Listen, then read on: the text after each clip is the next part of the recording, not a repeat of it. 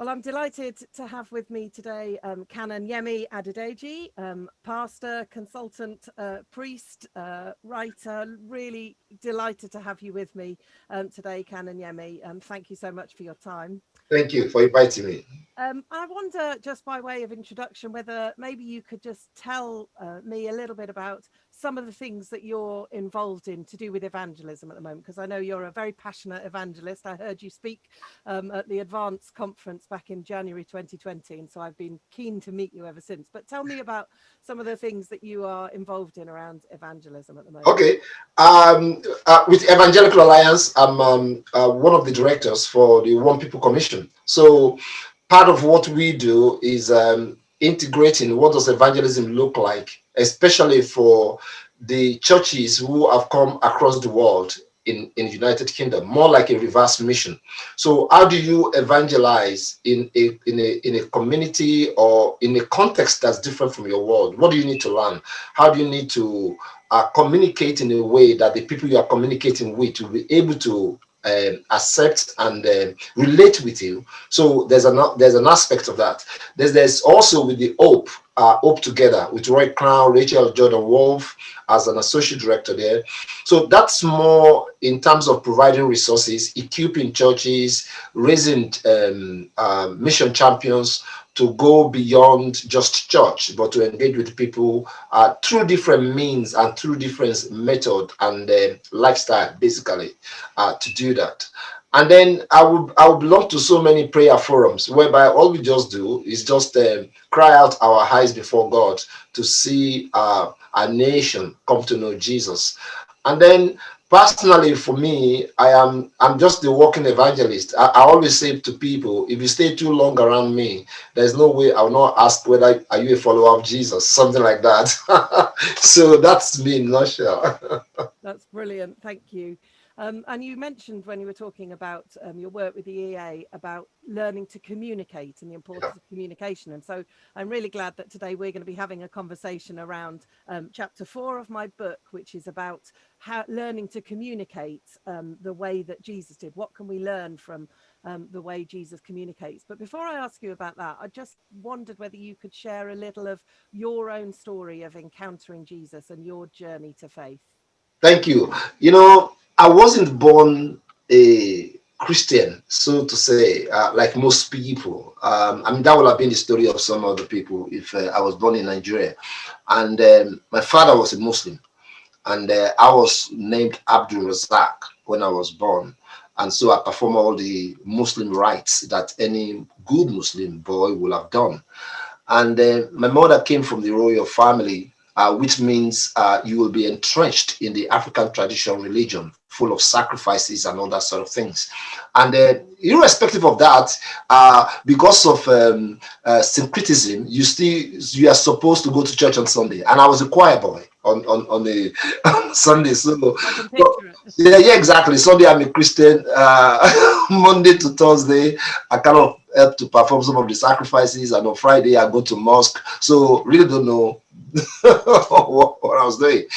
But then my life went on like that. Of course, you just don't know what we're doing. But then my cousin, who went to university together, when we came out of university, he became a follower of Jesus. There was this peace, there was this calmness, there was this sort of you can't feel it, you can't touch it, but you know it's there, and you desperately want it. You really want it. And so I was denied, but at the time I thought I can't deny this anymore. So I asked him, where did you get this kind of calmness, peace, joy that surrounds you? I want it.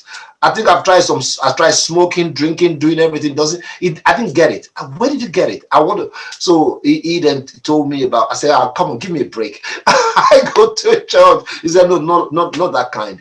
It's about having this having this encounter with this great guy called Jesus, not that way that you think, but this is I say, okay, whatever. I just want to work with God.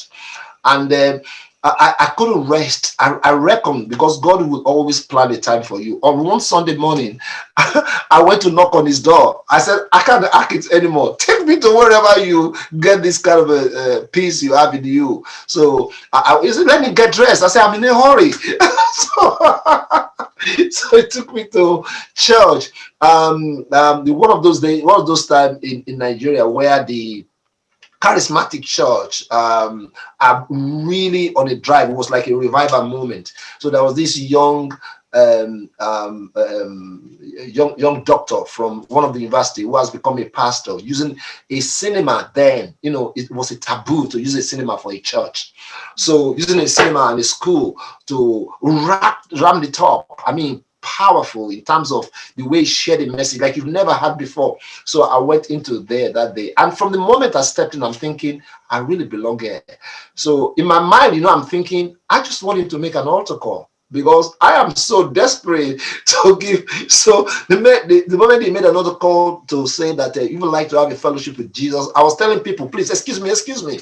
So I literally ran to the front to say I'm desperate about these things. I guess God prepared me, and then I became a follower of Jesus from there. But then none of my members of my family were Christians, and so I was really talking a lot about him, sharing about Jesus. So they thought this guy must be mad. So they removed me from the main house and moved me to the back of the house where I don't have access to anybody to disturb them. But then an incident happened where my sister fell sick. Maybe she died or something, but she wasn't moving. I've told these stories many times. And then they asked me, because I was the only man in the house, to just move her aside so they can cover her up in clothes. So a crazy fate came upon me. So I moved her to the next room. And I thought, listen, the Bible says, if you pray for the sick and they can't be healed, this is the time. I guess God put all those things in my heart for the purpose of demonstrating his power. And that's one of the things that happen to evangelists at times. God will make miracle happen so that people will believe. So I just pray a stupid prayer. I call it because it wasn't long prayer, it wasn't groaning, moaning. I just said, Lord, you know, I don't want my sister to die, but I'm going to pray now because I believe in you. Just whether she's dead or she's fainted or whatever, just so I prayed, just like a 1 minute or 90 seconds prayer. Boom! She came up. I ran, honestly, literally, Anna. I ran to the door because I didn't believe what I prayed. I didn't believe it's going to come true. She has to call me, come back. I'm like, are you kidding me? This can't be. I mean, shake your body, cough, do something. You can't just come up abruptly like that. That scared me. But I think it was a moment that God shows that even in our humanity, his divinity can be expressed. And when his divinity become expressed, it scares our humanity because that's God in action. And so at that moment, people are banging the door, and I opened the door, and they saw her sitting. Oh my God! And I preached the gospel. I preached the gospel, and that day, nearly, or if not everybody, members of my family who are there at that moment, they have no reason not to believe in the living Jesus. So today, out of the four of us, for my for children, every one of us we are priests.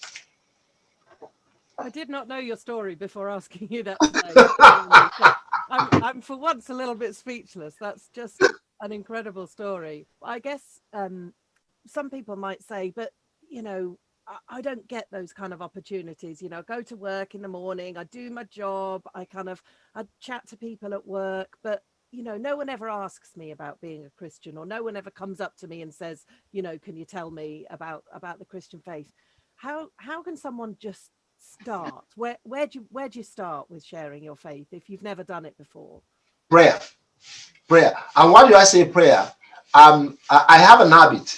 Every time I am going abroad or I'm going somewhere, particularly when I'm traveling abroad, I always pray this prayer: God, please open the doors for me for the opportunity to communicate the gospel today. In whichever way, either at the bar or at the restaurant or the air hostess, but create the opportunity for me so that I can share the gospel. Now, here it is. You have prayed. When you pray, you have expectation.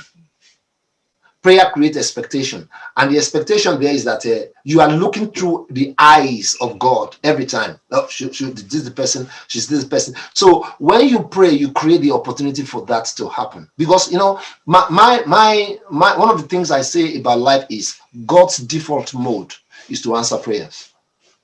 This is default mode. If you ask, he will answer. If it's according to his will. So, and because that is his own default mode, so it means if I say, God, open, and I can, and honestly, if I sit with you for the next 4 hours, I can tell you stories upon stories, how that prayer God have answered, either in the gym, either in the shopping mall, either in the where God have actually answered that prayer. So I think for people, the first way to start is to ask God, please open the door. Like Apostle Paul in Colossians 4, I think it's verses 2 to 6. He said, pray that God should open the door for prayers and for opportunities, and to be able to share the gospel rightly, and seeking the time, redeeming the time, and to share the gospel with grace, with season, with soul, so that people may hear. So prayer first for God to open the door. And as simple as being in a restaurant, and then the waiter comes and say, is there anything at all, I'm a Christian, is there anything at all that I can pray for you as you serve us? The only thing that we could say is no, nothing. But I bet you most of the time the answer is always yes. So I think it's about extending our faith in a more, not in a intimidating or aggressive way, in a simple way. But yet, if you have prayed for it, when God opens the door, this is the door that God has opened, and then you explore it.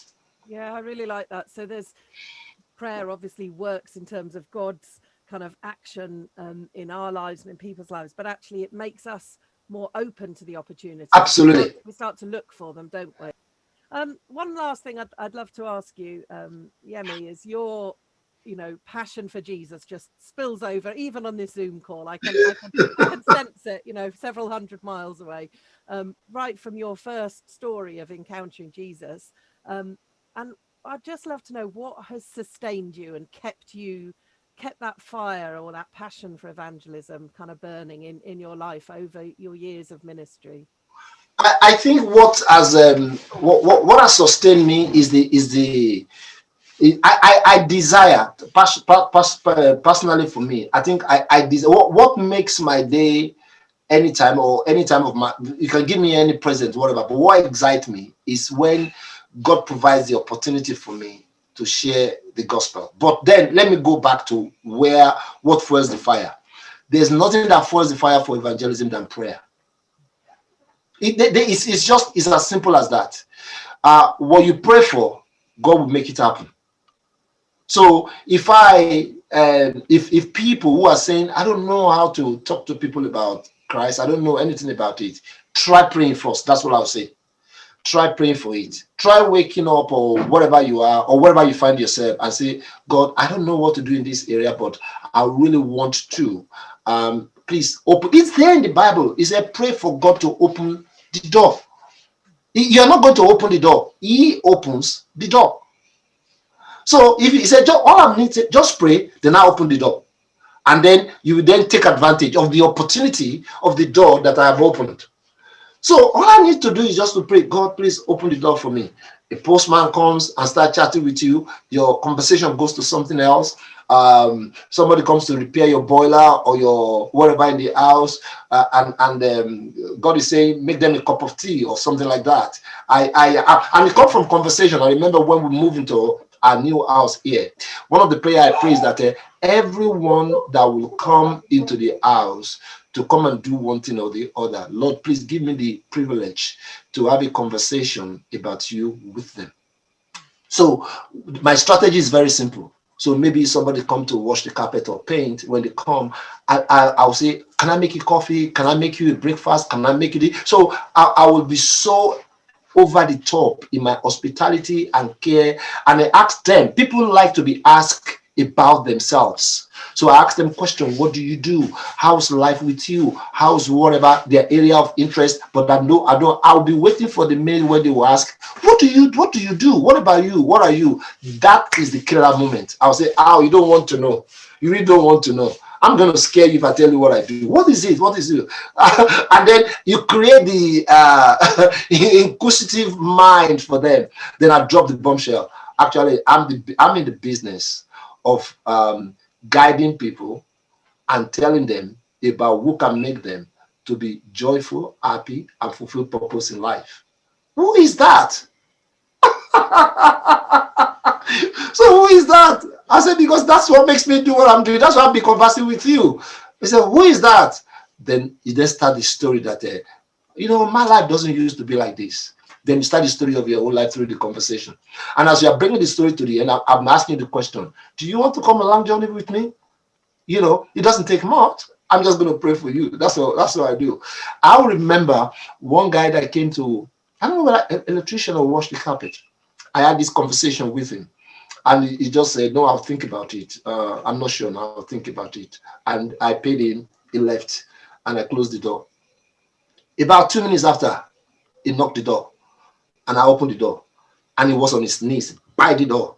And he said, I would like you to pray with me now. I didn't ask him to fall on his knees. I think he left the house. Something grabbed him and said, are you kidding me? You can't just leave. And he knocked the door. As I opened, he was on his knees. I will never forget that moment. Wow. And then pray with him. But he came in through conversation. Who are you? What do you do? How's life with you? And I can tell you stories of the gym, the boxer that I met in the pool. It just goes on and on and on and on. So it's an exciting thing. But it starts with prayer. Pray that for God to open the door. And then you will see when those opportunity comes, then take advantage of it because he has gone before you and you put the words in your mouth. Oh, I love that. And the curiosity that you're creating in those Yeah, conversations. curiosity. It's amazing. Yeah, thank you so much. You're I welcome. love your stories and such wisdom from your experience of talking to people about We thank Jesus God. over the years, woven through. Thank God. Thank you so much, Canon Yemi, for your time today. Thank God you. bless. I appreciate you. Bye for now.